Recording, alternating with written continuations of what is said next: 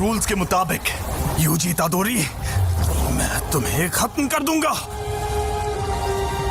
रुको, मैं एकदम ठीक हूँ। अब मैं क्या करूं? तो यहाँ क्या चल रहा है?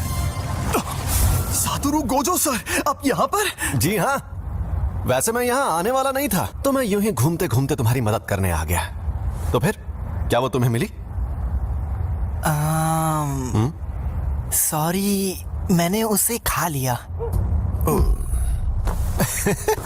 बाप रे, वो तो तुम्हारी बॉडी से जुड़ गए। सुकुना को बाहर ला सकते हो? सुकुना? अरे वही शापित आत्मा। ओ, ठीक है, तो 10 सेकंड के लिए लाओ जरा, और 10 सेकंड पूरे होते ही तुम वापस आ जाना। लेकिन अरे फिक्र मत करो, यहाँ सबसे ताकतवर मैं हूँ। यहाँ पर लोगों की जान जा रही थी और ये आदमी मिठाइयाँ खरीद रहा था। संभल कर! और ये मिठाई सिर्फ यहीं मिलती है, लपलपाने लगती है।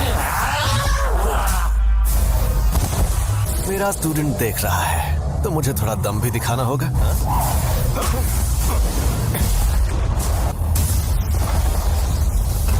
ये जुजुत्सु के जादूगर नाक में दम करते हैं। 7, 8, 9 समय समाप्ति की घोषणा।